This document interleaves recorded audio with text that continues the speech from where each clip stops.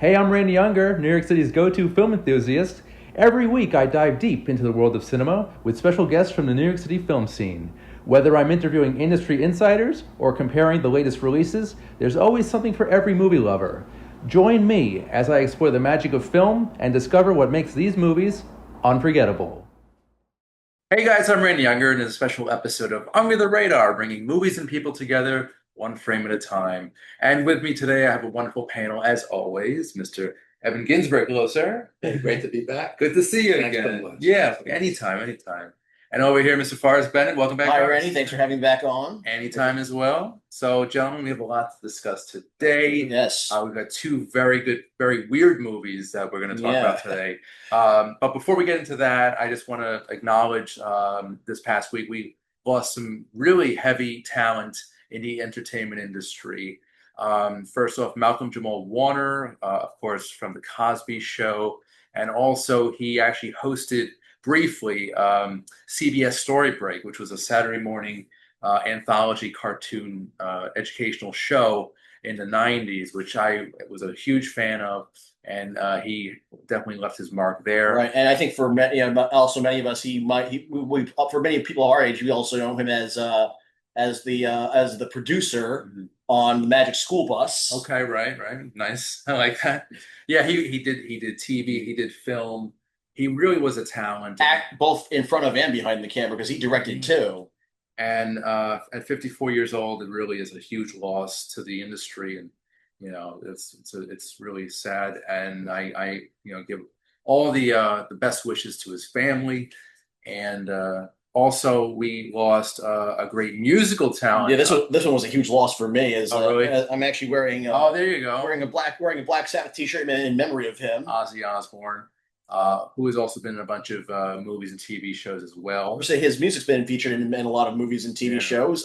As far as his film and television appearances, I mean, he had a role as televangelist in 1986's Trick or Treat. Okay. Actually, as a heavy metal hating televangelist. Oh. He was in the documentary in Penelope Spheres' documentary The Decline of Western Civilization Part 2, The Metal Years. Okay. And he had a cameo as himself as in Little Nicky with Adam Sandler. Well, thank you for that filmography, Forrest. I appreciate that. Also, Chuck Mangione. I hope I'm pronouncing that right. I really didn't know much about him. I know he's a musician.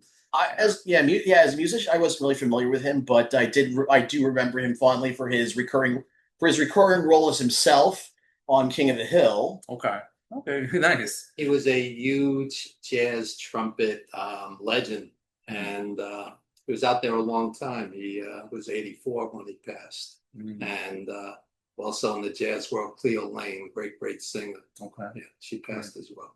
And Evan, I know you are a huge wrestling buff, an aficionado, as it were.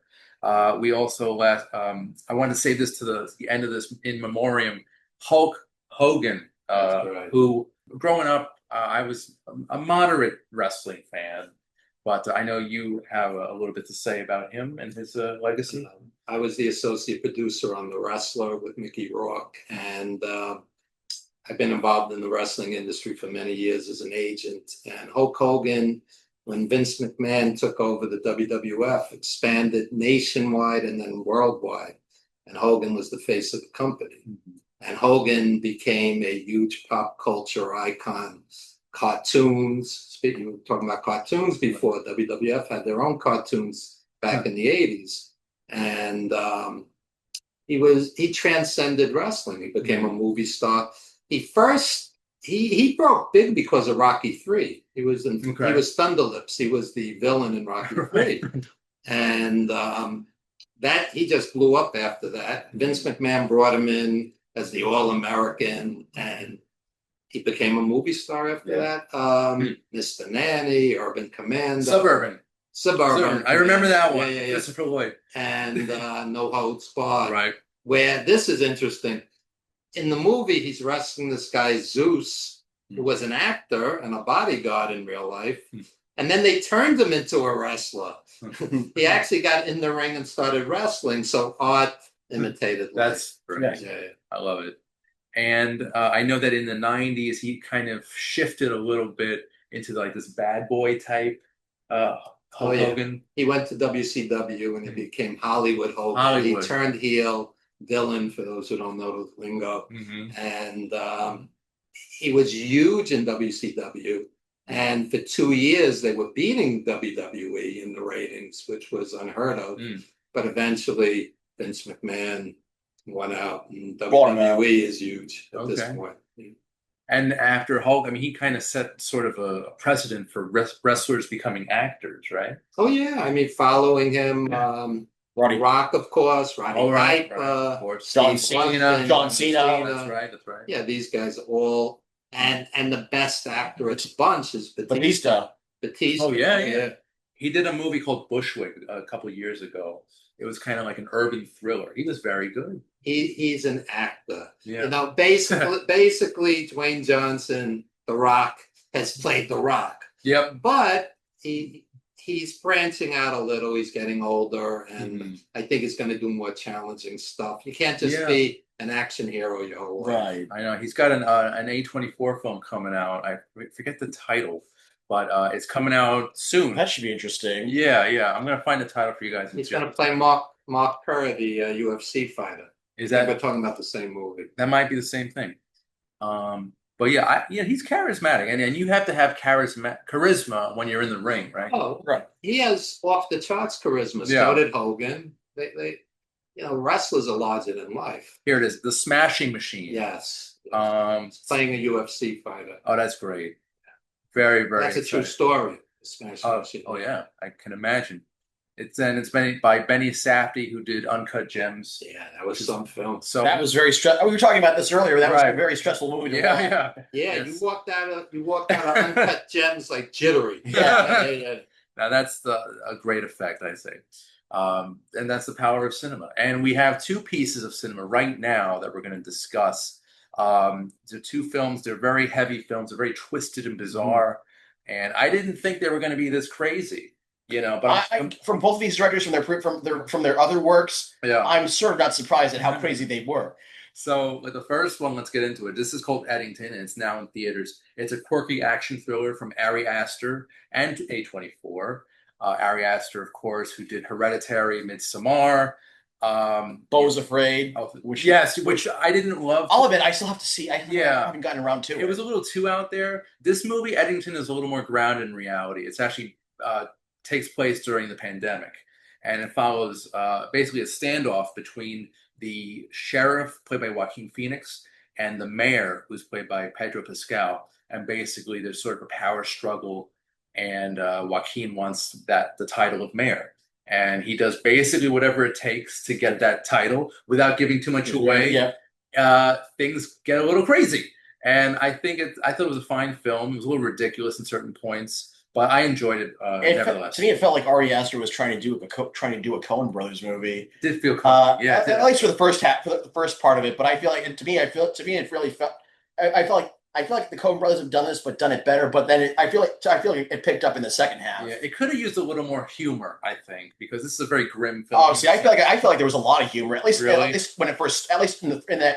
first. I mean, in the first half. If there were bits of humor, is very, very dark. It's billed as a dark comedy, right? And I wasn't laughing much.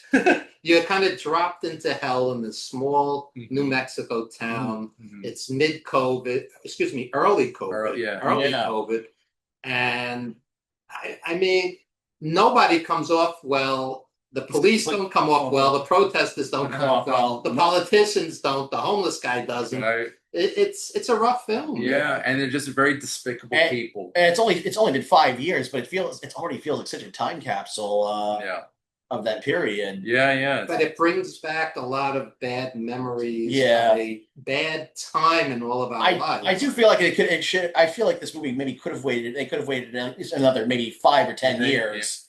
Kind of before we do look back on this. Kind of fun. That time. It's interesting because they did a World Trade Center movie 5 years after the events. Yeah, and it was still very raw, and I think that was a very poor timing on that. I sort of felt this way with this one too. Yeah.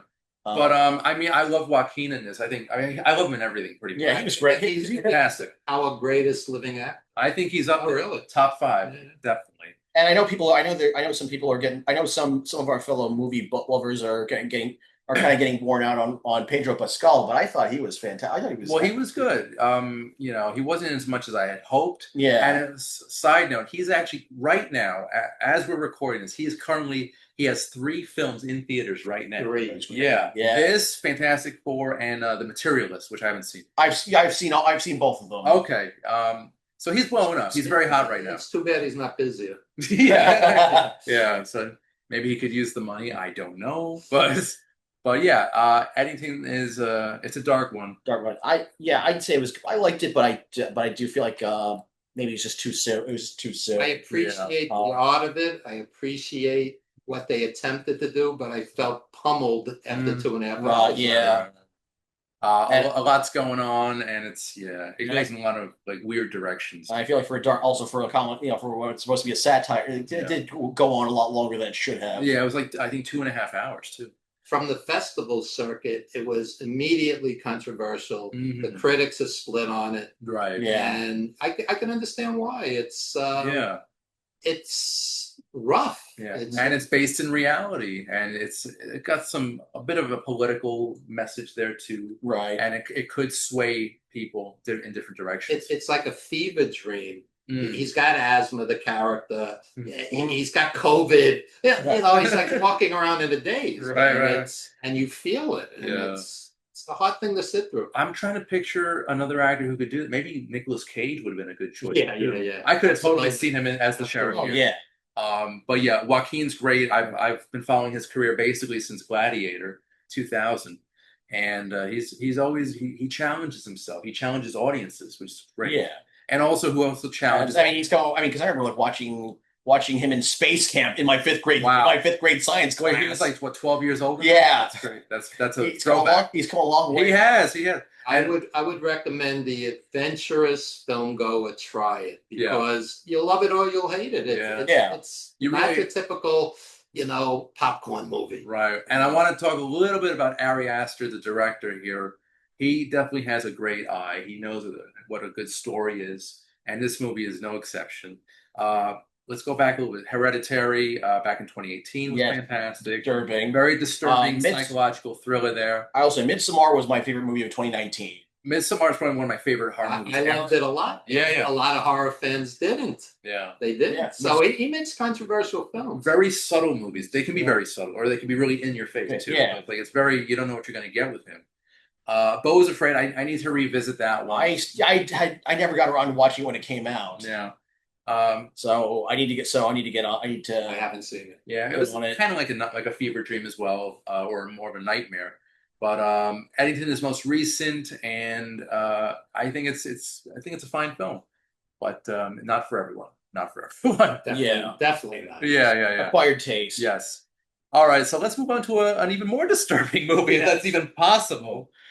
This one is actually receiving a re-release and is originally from 2009. It's called Dogtooth, and it's directed by Yorgos Lanthimos, who is probably one of my favorite working directors right now. You know him from most recently Kinds of Kindness, Poor Things, and before Poor Things, The Lobster, The Sacred Killing of a Deer. But let's see. Dogtooth is from 2009. It's a strange one. I'm still digesting. Again, much like Ari Aster, Yorgos Lanthimos is a director where I'm not surprised. Where he's so strange. You have to come to expect it. Yeah. No, I get you. And in The Lobster too, it's like his characters are like they're coming from a different planet, and they're here, and they don't know what to make of reality, of life. And Dogtooth is no exception. No. Basically, this is a story of a really brutal father who has basically kept his 3 children, now adults, in isolation from the rest of the world. In a childlike state. Yeah, and basically he performs weird social experiments on them. There's a little incest going on here. There's a lot of incest. Tons of incest. Man. There's incest. There's physical violence. There's manipulation. I felt like I needed a cold shower after watching this. It was odd, but I love Lanthimos, and I was so curious about one of his earlier films, which is the Dogtooth. But Evan, your thoughts on this film? The family is nameless. Right. You don't know if this is past, present, or future. He's dropping you into this private hell. They're in a house with a huge gate and huge fences, Right. and it's bizarre because there's a brutal scene of a cat being killed, and I'm a cat owner. Oh my God, that was so.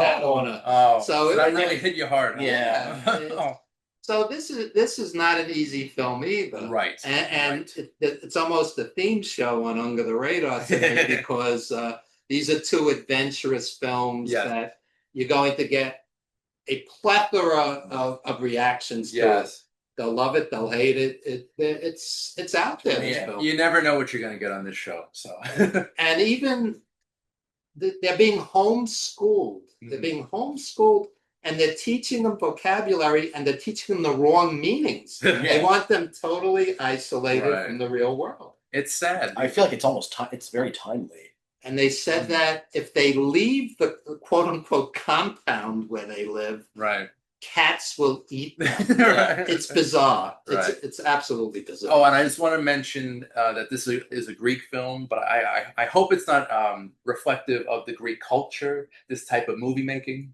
But I'm not very familiar with Greek cinema. Nor am I really. The greatest film I ever saw from Greece was Zorba the Greek with Anthony Quinn. Right. It's a beautiful film, but it's also rough. It's a rough film. Interesting. Yeah. Did that movie have incest too and violence? Or it had violence. Okay. It did not have incest that I remember. Okay. This was 60 years ago. Okay. But it's a beautiful film, Zorba the Greek, and you'll never see a greater performance than Anthony Quinn's. Loved him in Last Action Hero. He played the villain in that too. That's great. Across 110th Street. Grindhouse. Nice. But this film is just so strange. But it is actually visually beautiful. Yes. I think the cinematography and the lighting are very strong, and it helps the story in some way.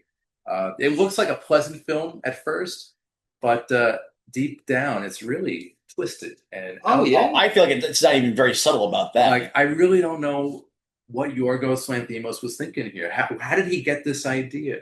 Maybe he had a tough childhood. Maybe, yeah. I don't know.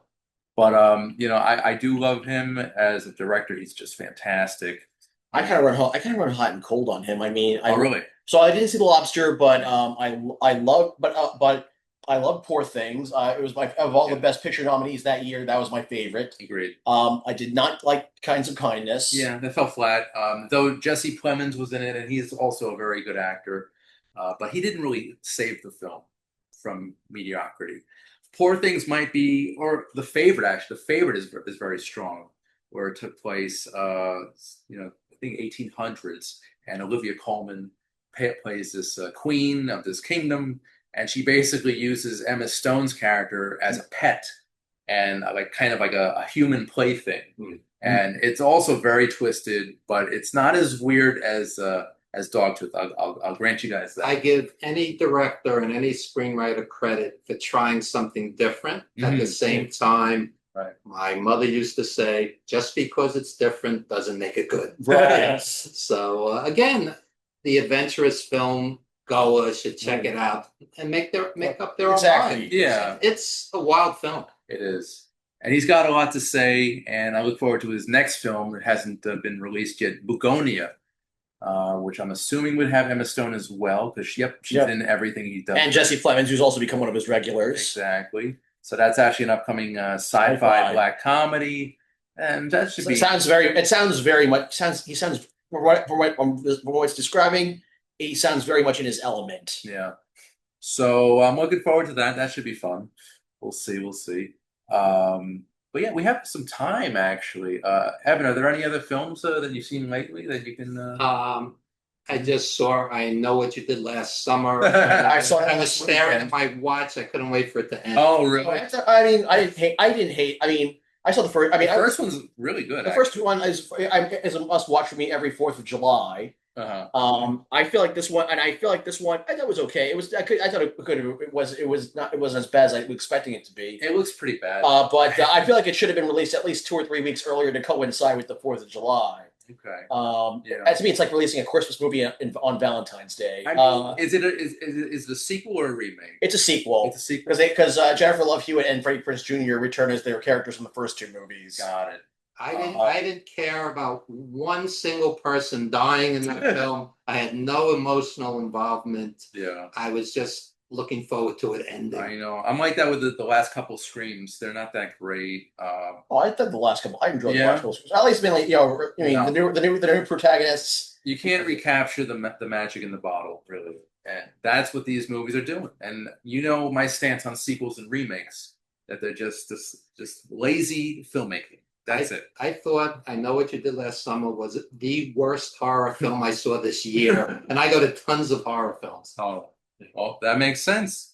The same thing with the Final Destinations. They had one earlier this year too. Oh, I thought the new I thought the new one was a lot of fun. The new Final Destination was a masterpiece compared.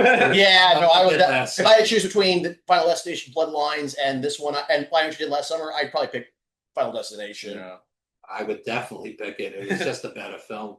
Forrest, how about you? What was the last decent? I mean, we just literally today we saw War of the Worlds. Steven Spielberg's War of the Worlds for its 20th anniversary. Over at Museum of Moving Image. At the Museum of Moving Image, which is basically my church, my temple. Aside that and the Nighthawk Cinema, but aside from War of the Worlds, which is great, have you seen anything notable? Let's see. I saw Superman 4 times. 4 times. Yes, including I saw it because last time I saw it was I saw it in a double feature with Fantastic Four. Okay, nice. It took them over 30 years, but they finally got it right. Hollywood finally got it right. Right. And for me, actually, 2 nights ago on Netflix, I saw Happy Gilmore 2. I just saw that last night. It fell flat. I don't think it's touching the original. Yeah. But it's watchable. I think they could have. I think it could have done with a lot fewer flashbacks. Yeah. I wasn't thrilled by it, and after 30 years, this is the best they can come up with. It was just very disappointing. For me, it's just the whole trend of I know this whole trend of belated comedy sequels that come out like a decade or more after the original. I think Adam Sandler's run his course on comedy. I think he should stick with dramas because that's where he's really excelling. Dramas and dark comedies. Yeah, Uncut Gems was a masterpiece in my opinion. And I really want to see more of his serious side. Adam Sandler's a good actor when he wants to be. Yeah. Speaking of masterpieces, the film I loved this year was Sinners. That is so far my favorite movie of the year. I think that's on my top. I think that's on my top 10. It was so unique and so different. Yeah. And this is not a spoiler, but sit through the credits. There's a scene in the middle of the credits and after the credits. It's wonderful. And I've never been a huge Michael B. Jordan fan. Oh, I love him. He's probably one of my favorite leading men today. But this movie really proved that he has the acting chops for anything, basically. And it was just so unique for a horror film because it transcended horror. You were moved by it. Moved. Yeah. It was a beautiful film. That was great. Back to War of the Worlds, though. I wanted to talk a little bit. Did you see the Tom Cruise? No. Okay. It's pretty good, actually. Give me another 20 years. I skipped. Yeah, I'll admit I skipped it when it came out because I'm not a huge Tom Cruise fan. But after because over the last year I had encounters with Dakota Fanning and Steven Spielberg. So I felt more. So after meeting them, I felt more inclined to check it out. Yeah, and I actually did see it 20 years ago when it first came out, and I was expecting more of like a Jurassic Park with aliens, but it was actually more cerebral, more like psychological. Yeah, it wasn't. I was expecting like this big dumb loud. Yeah, I mean, you had these big action set pieces, but I think the human interaction, especially between it's very much a family drama. Cruise and Fanning were fantastic. And I feel like, and it's very much Spielberg. Again, a director in his own. You got Spielberg with family. Broken Family, Aliens. Yeah.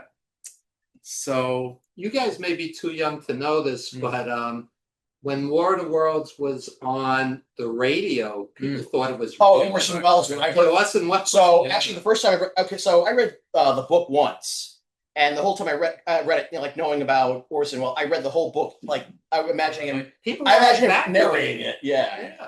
was wild. And they made a couple of movie adaptations too after that. Yeah. One of them won an Oscar, which I actually held in my hand when I visited Paramount several years ago. That's great. Evan, any other films come to mind other than that ridiculous horror movie? I saw the documentary on Ed Sullivan. Okay. Sunday Best, it's called. Okay. Tremendous, very moving. It was not only about his life, it was about the opportunities he gave to the R&B musicians, the black artists, because the sponsors down south did not want them on the show, and he stood his ground. Interesting. They didn't even want him shaking hands with them. This is back in the Jim Crow era, 50s and 60s. And it's a beautiful film, and the music footage is amazing. I love it. James Brown and all the Motown acts. It was tremendous documentary. Was it Sunday Best? The Sunday Best. Okay, I'm gonna check it. Where can you watch it? Netflix. Okay. Because I love the history of talk shows and stuff and TV in general. Yeah. I watch a lot of clips of Johnny Carson on YouTube. He's fantastic. I mean, my knowledge of Ed McMahon mainly comes from like all those old Publishers Clearinghouse commercials. That's fun.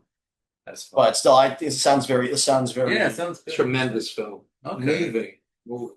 Nice. And actually, a couple weeks ago, I saw a couple of documentaries by Fisher Stevens. He's an actor and producer. Yep. Yeah. Best known for like Short Circuit, but he actually won an Oscar, I think, in 2010 for a documentary called The Cove. Yeah, I remember very that. good memory.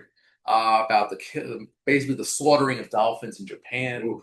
And his most recent one is about deforestation in South America. And and another one also on Netflix, A King Like Me, which basically follows a black social club for men in Louisiana during Mardi Gras, where they crown every year the king of this community. And that was amazing. I had no idea about this community and this history of Louisiana. It's a great documentary, A King Like Me. So I recommend that one.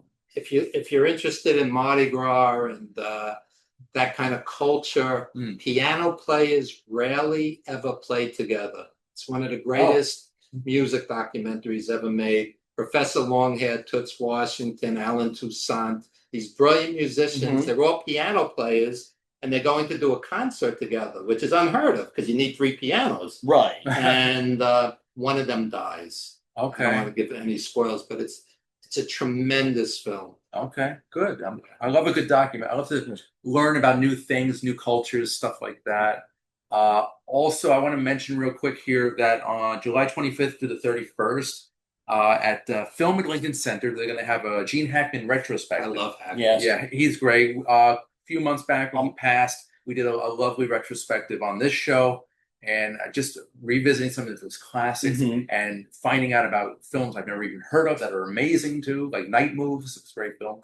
But this is going to be at Lincoln Center, the July 25th through the 31st. So check that out. There's a bunch of great films being screened. Yeah, I think I'm gonna try and catch the French Connection next week. That car chase on a big screen is wild. I love it. I love it already. It's arguably the greatest car chase in the history. Oh yeah, and they didn't even have permits to do that.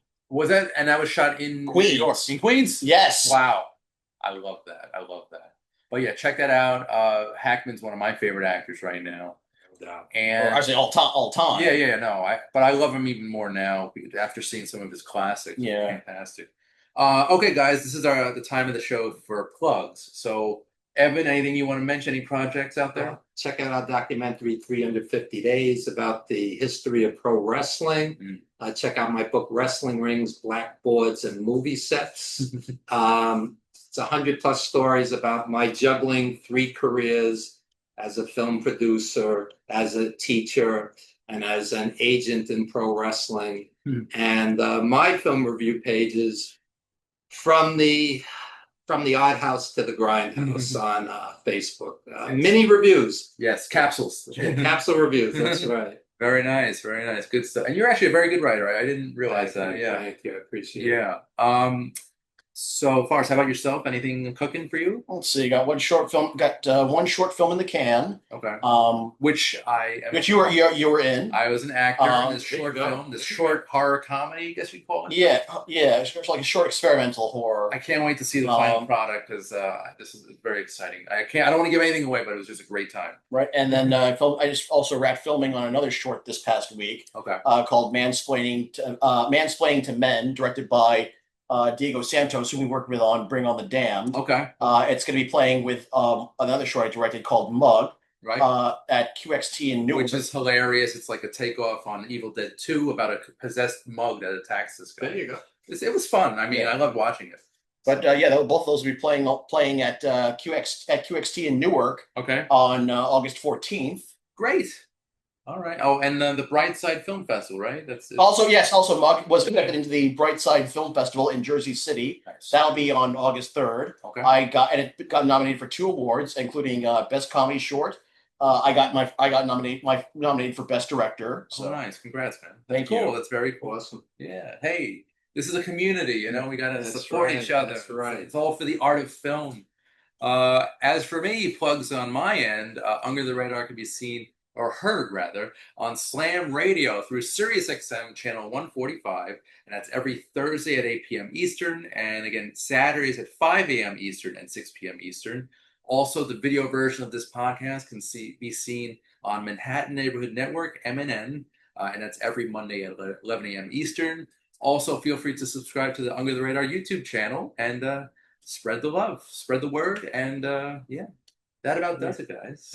Thanks for having us. Anytime. So thank you guys for being here. It's a great show as always. And I'm Randy Unger. This has been Under the Radar, bringing movies and people together one frame at a time. We'll see you next time. Take care.